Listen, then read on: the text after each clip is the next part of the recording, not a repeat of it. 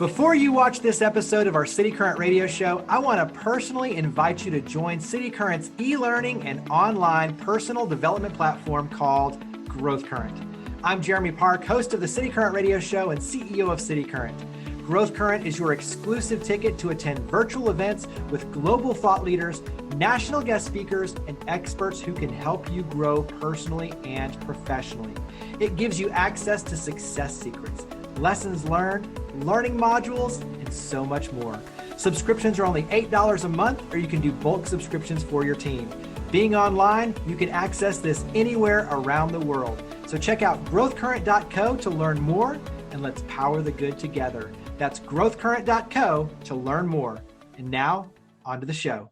Welcome to the cityCURRENT radio show. I'm your host, Jeremy Park. We're always honored to bring you inspiring stories of individuals, organizations making a difference, empowering the good. And so we get to kick it off talking about Conexión Américas. We have Andrés Martínez. He's the Director of Policy and Communications with Conexión Américas. How are you doing, Andrés? I'm doing well, Jeremy. Thank you so much for having me. So let's start Conexión Américas.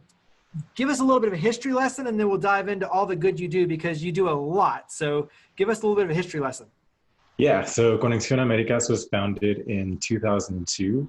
We had three co-founders, and they came together with the idea of forming this organization that could be a resource for the large, increasing Latino community here in Nashville. At that time, there wasn't much, there weren't many places that they could go to find information. So they kind of found that spot that they needed to fill. So they formed Conexión Américas, just three people. Now, 18 years later, here we are with 50 employees. And now we're a statewide organization. So we went from 3 in Nashville to 50 statewide. Our mission is to build a welcoming community and to create opportunities where Latino families can belong, contribute, and succeed. So we help Latino families here on their way to achieve the American dream. We do that by helping them start businesses, improve their English, help their children succeed in school and go to college and just become an integral part of Nashville and Tennessee.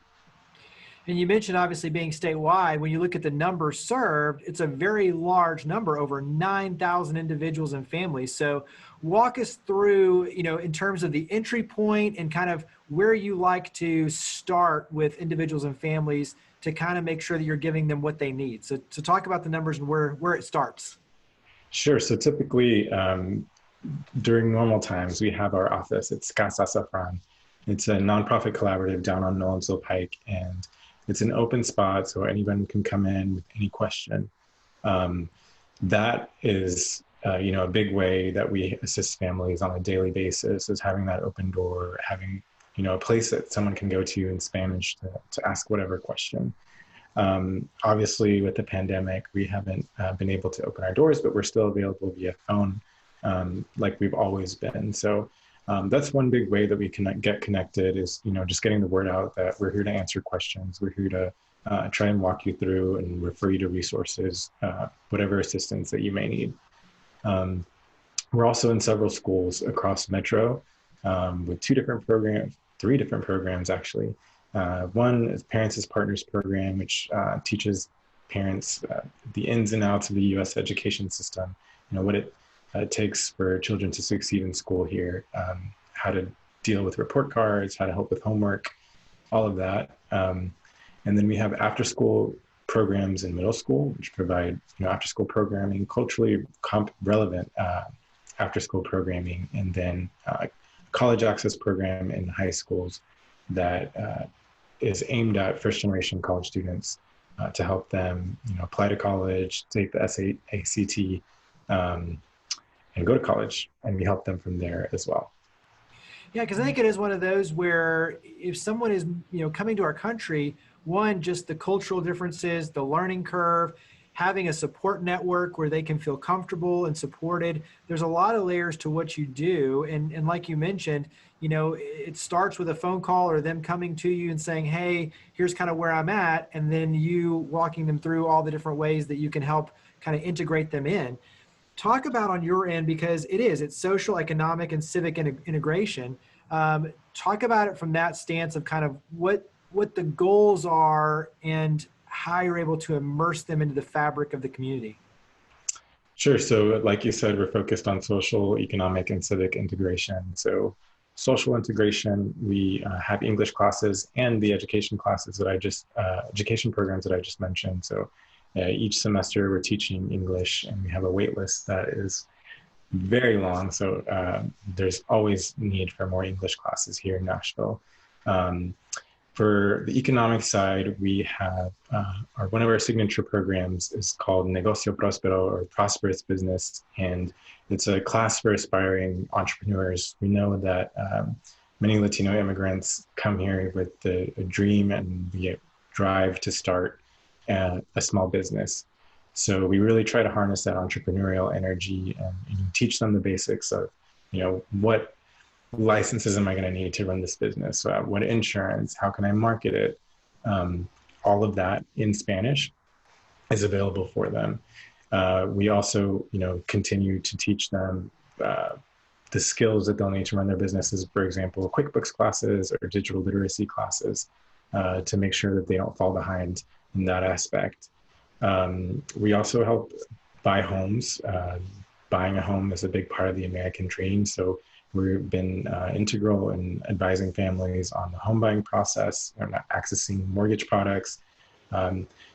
And for the civic side, we're big advocates for the immigrant community here. So whether it's a day on the Hill here at the Capitol or, meeting with city leaders, we try to incorporate our program participants in this part of the process to teach them that they have a voice as well. And without their voice, we're not going to get very far. So we try to involve our community as much as we're involved to make sure that we're all getting ahead. I think one of the neat things is when you talk about the entrepreneurship and the home ownership, those really are creating tax-paying citizens. I mean, taxpayers pouring back into the economic vibrancy of the community of the state. And so I think there's an economic benefit, a ripple effect, definitely to what you're doing. Carry that forward into, when you talk about kind of working in this space, the benefits for the larger community. And I think the economic benefit is definitely one, but talk about kind of what's in it for everyone in terms of why everyone really needs to care about the work that you're doing. Yeah, I mean, you're right. We do create a lot of jobs. Immigrants create a lot of jobs here. And these are, jobs for Nashvillians and jobs that ends up paying taxes, right? And one of our other big programs is a tax-paying program. Actually, we help over 400 families file their tax returns every year for free at Conexion. And these are families sometimes without social security numbers, so it gets a little complicated to pay taxes, but hey, they're paying taxes, they're here, and they want to be right by the system. So it's a huge impact, and we try to facilitate their participation in our society and our community. They want to participate, we all want to participate, but it's not always easy, it's not always very clear. So we try to facilitate that process to make sure we get everyone involved. What's one thing that you wish everyone knew about your efforts that either might be flying under the radar or they might not have a clue? So here's your chance to raise the awareness. What would you like everyone to know? I think one thing that people always ask is, what can I do? What can I do? And when you can't volunteer, when there's not something direct that you can do for our organization, I always say, what you can do is vote. If you vote, you're doing a lot for our organization, whether you realize it or not. And we're constantly advocating for immigrants here to build a welcoming community, but it all depends on all of us coming together and voting. So we're huge advocates of getting out the vote. Some may know it, some may not, but it's something that I always try to tell people that will benefit our organization. Carry that forward into other ways we can help, because I know that even just drinking coffee, for instance, is an opportunity to help. So dive into the different ways that the community can help.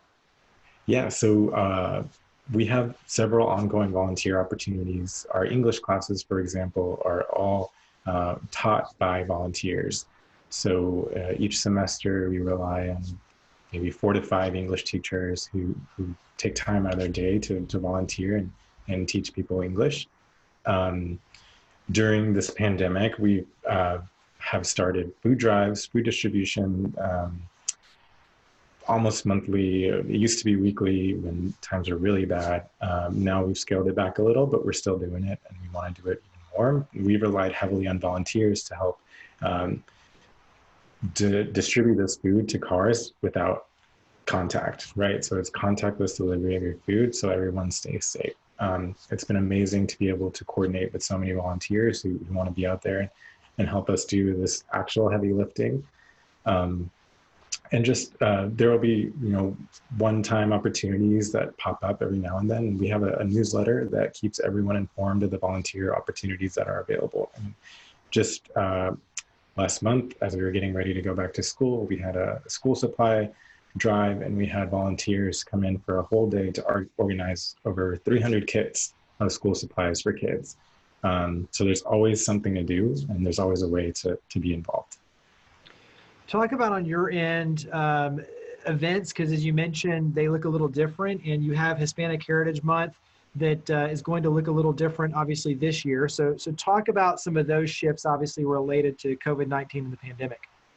Yeah, so we have had to completely shift the way we think about events. I mean, our largest annual fundraiser is Cafecito, and that's normally a huge breakfast at the Music City Center and in April. So we had to switch gears really quickly, and I didn't know it was going to happen, but we ended up doing this virtual fundraiser that morning instead of the in-person one, and we did incredibly well. So I'm hopeful about hosting more virtual events, and we'll be having one actually in October to celebrate Hispanic Heritage Month. And typically during Hispanic Heritage Month, we have our Latin party, which is a dance party at the Cannery Ballroom, but since we can't have that this year, we'll be having a virtual event that will also serve as our Hispanic Heritage Month Celebration Awards, which we also have, which includes an essay contest for high school students, and 4 awards for community leaders, both Hispanic and non-Hispanic,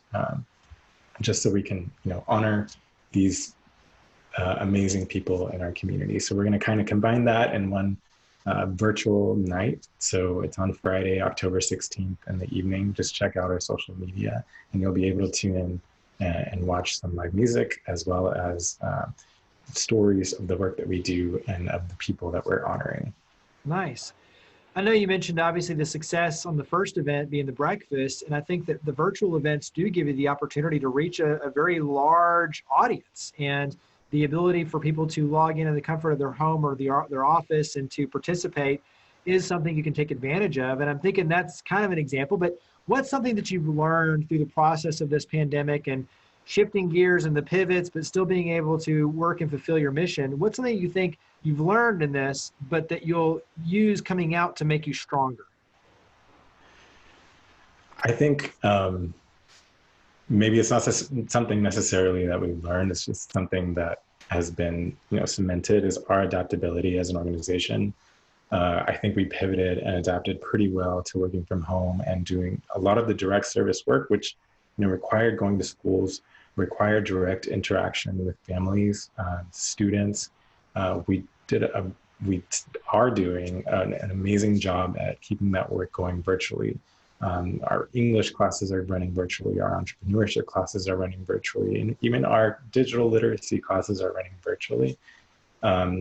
So it's been amazing to see how this 18 years of experience with this organization has really benefited this moment. I mean, our work now is amazing to watch, and you never thought that you would have to shift like this, but it's been a cool experience to watch our organization just really take it and flourish.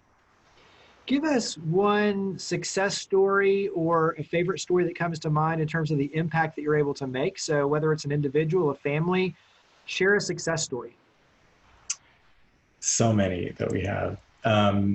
As director of policy and communications. I don't get to interact directly with many, but sometimes they come into my world on the policy, on the advocacy side. My favorite part of that has been developing relationships with students who have been with us since they were in high school, to take them to our day on the Hill, to take them to meet with our senator, for example, Senator Corker back then, and then watching them graduate from college, be the first in their family to graduate from college, and now they have a job. I think that's probably my favorite, and seeing them succeed in that aspect and say, they had no idea what they were going to be doing. They had no idea if they would go to college. They had no idea if they would graduate from college. And then the pandemic happened, but they still did it. And now they have a job and they're successful, and we still keep in touch, and they still want to, be part of our organization. Those are the most valuable experiences that I have with program participants. We'll wrap up and talk about website, social media. Where do we go to learn more? Sure. Visit us at conexiónamericas.org, or you can see us on Facebook, just Conexión Américas, on Instagram, as well as our Instagram handle is Conexión Américas. And on Twitter, our Twitter handle is Conexión_TN. Well, Andres, thank you for all you and your team do. Greatly appreciate you coming on the show. Thank you so much. Thanks for having me.